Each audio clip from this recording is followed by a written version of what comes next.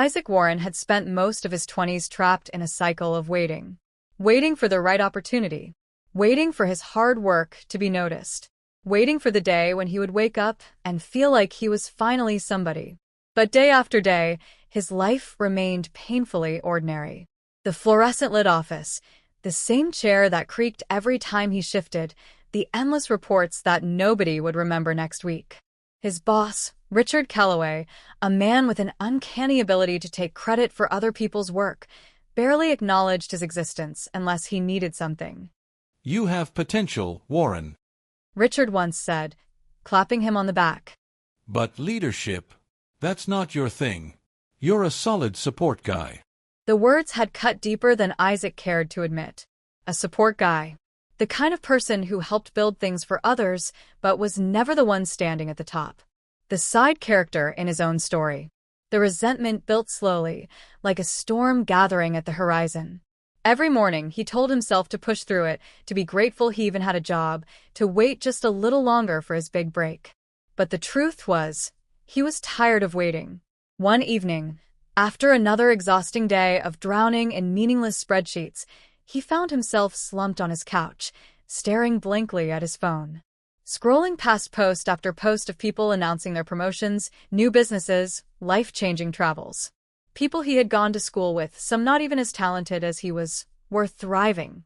His phone buzzed. A message from his best friend, Jordan. "Man, when is it your turn?" Isaac stared at the words, his chest tightening. The question sat there, glaring at him, as if daring him to answer. And suddenly something inside him snapped. He stood up so fast that his glass of water toppled off the table, spilling onto the carpet. He didn't care. His heart was pounding, and for the first time in years, it wasn't from anxiety or frustration. It was from certainty.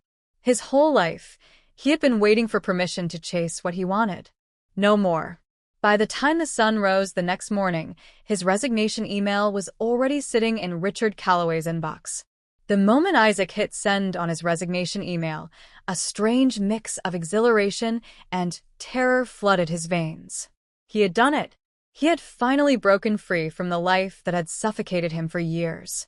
But now, standing in his tiny apartment, staring at the laptop screen that no longer held the chains of corporate deadlines, reality came crashing down. He had no backup plan, no steady paycheck, no guarantee that this wouldn't be the worst mistake of his life. Yet, as fear clawed at his mind, another thought whispered through the chaos. What if this is the best thing I've ever done? For years, fitness had been more than just a hobby. It had been his refuge. A place where his frustrations melted into sweat, where his body responded to discipline in a way that his career never had. So, if he was going to risk everything, why not do it for something he truly loved? Isaac threw himself into building his fitness coaching business with the same energy he once wasted on dreaming about a better life. He designed training programs, recorded content for social media, and emailed every person he knew, hoping for just one client to take a chance on him. But the world did not welcome him with open arms. The first month, he earned nothing. The second month, a friend hired him for a few cheap sessions, more out of pity than belief. By the third month, his savings were drying up, and his confidence was bleeding out with it. There were nights when he sat in the dark, gripping his phone, his thumb hovering over job listings. It would be so easy to crawl back to the comfort of a steady paycheck, to swallow his pride and pretend this had never happened. Then came the night that nearly broke him. It was 2 a.m. He had just finished another failed attempt at recording a promotional video. His voice sounded forced, his energy fake. In frustration, he slammed his laptop shut and buried his face in his hands. What if they were right? What if I really wasn't a leader?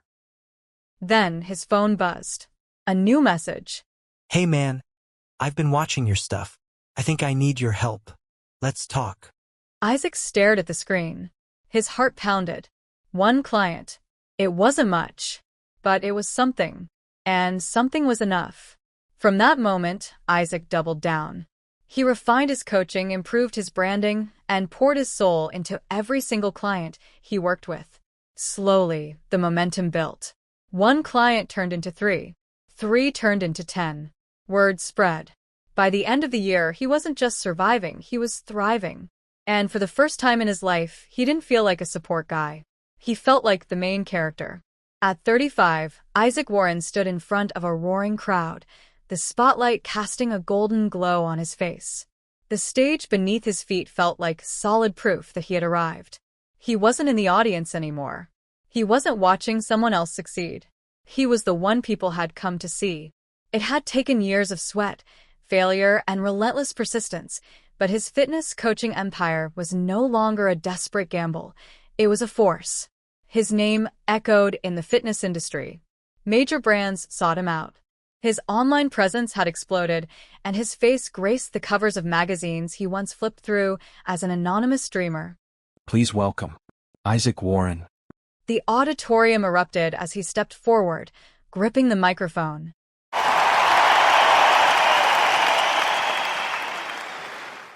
He looked out at the sea of faces, aspiring entrepreneurs, fitness enthusiasts, people who hung on to his words as if they contained the secret to their own greatness.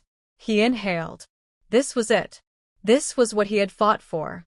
But beneath the adrenaline, something unsettling whispered in the back of his mind.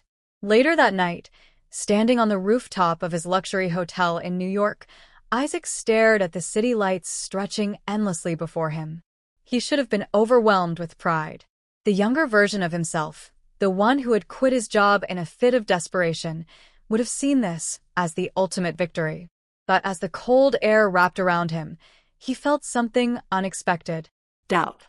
You did it, man. A familiar voice said behind him. Isaac turned to see Jordan, his best friend, grinning as he leaned on the rooftop railing. They had come a long way from those nights spent venting about their dead-end jobs. Jordan had always believed in him. This is your prime. Jordan said, taking a sip of his drink. No doubt about it. Isaac forced a smile. He should have agreed. He wanted to agree. But the words felt like a lock clicking into place. His prime. Did that mean this was it? The best he would ever be? The highest he would ever go? Was the rest of his life just a slow descent from here? He turned back to the skyline, his heart thudding. No. He said softly. Jordan raised an eyebrow. No. Isaac exhaled, the cold air burning his lungs. Not yet. He said. There's more. He didn't know why he was so sure. He just knew. Success is a fragile thing. One moment it feels indestructible. The next it shatters with a single crack. Isaac Warren had spent years building his empire, but he learned the hard way that even the strongest foundations could crumble. It started with a deal, one that should have been his biggest victory. A lucrative sponsorship with a major fitness brand, a partnership that would have solidified his place among the elite. The contract was signed, the announcement made, and his name was everywhere. Then the backlash came. A clause in the deal, one he had overlooked, tied his brand to the company's controversial marketing tactics. Customers felt betrayed. His most loyal supporters accused him of selling out. One tweet went viral. Isaac Warren was real once. Now he's just another greedy businessman. Thousands of comments followed. Some defended him, but most tore him apart. His inbox flooded with messages, sponsors pulled back, and in a matter of weeks, the empire he had built with his blood and sweat felt like it was collapsing in real time. He tried to fix it. He issued statements, did interviews, tried to explain that he had never intended to mislead anyone. But the damage had been done. His client numbers plummeted. His once loyal audience turned their backs. Business partners hesitated to be associated with him. It was as if everything he had worked for was slipping through his fingers, and no matter how hard he tried to hold on, it just kept falling. Then came the worst moment. A week after the controversy peaked, he walked into his office, a sleek, modern space that once made him proud. His assistant, Sarah, avoided his gaze. He knew what was coming before she even opened her mouth. "We lost the last 2 contracts," she said, her voice hesitant. "And the gym deal is off." Isaac nodded slowly, though his stomach clenched. The gym deal had been his dream project, a state-of-the-art fitness center with his name on it. Now it was gone. That night, he sat alone in his apartment, The city outside his window a blur of neon and headlights. The same city he had once looked at with hope now seemed indifferent to his downfall. His phone buzzed. A call from Jordan. He ignored it. Instead, he let his mind spiral. Was this it? Had I peaked? The thought was suffocating. It wasn't just about losing money or followers. It was about the feeling that maybe they had all been right. Maybe he wasn't a leader. Maybe he had just been lucky. The weight of it all pressed down on him, heavy and relentless. And for the first time in years, Isaac wasn't sure if he had the strength to get back up. The worst part of falling wasn't the impact, it was the silence afterward. For weeks, Isaac drifted through life in a haze. His once thriving business was barely surviving. His inbox, once filled with exciting opportunities, now contained nothing but rejection notices and legal headaches. The energy he once carried, the fire that had burned so brightly inside him, was reduced to a flickering ember. He had built everything from nothing, and now it felt like he had nothing again. One evening, after another failed attempt at salvaging his career, he found himself in a quiet cafe, the kind of place where nobody would recognize him. His hood was pulled low, his hands wrapped around a cup of black coffee that had gone cold. He barely noticed. He stared at his reflection in the window, the city lights casting harsh shadows on his face. He looked older, tired. Maybe this was it. Maybe this was where the story ended. Then he heard a voice. Isaac Warren. He turned, half expecting another disappointed ex-client, another person ready to tell him how much he had let them down.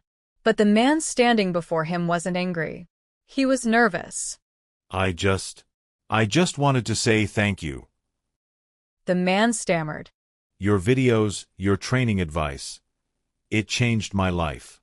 A year ago, I was lost, man. And then I found your content. It gave me hope. I don't care what people are saying now. I just wanted you to know that. Isaac blinked. He opened his mouth, but no words came. Hope. It had been so long since he thought of himself as someone who gave hope. Lately, all he had done was drown in self-pity, wondering if his best days were behind him. But what if they weren't? What if his prime wasn't something that came and went? What if his prime was something he could choose, something he could create over and over again? The ember inside him flared. The next morning, he got up before sunrise. He went for a run, not for content, not for training, but for himself. He trained harder than he had in years, pushing past the exhaustion, past the doubt. Then he turned on the camera, not to apologize, not to defend himself, but to rebuild. This is not the end. He told his followers. Not for me. And not for you. Some people had already moved on. Some still doubted him. But it didn't matter.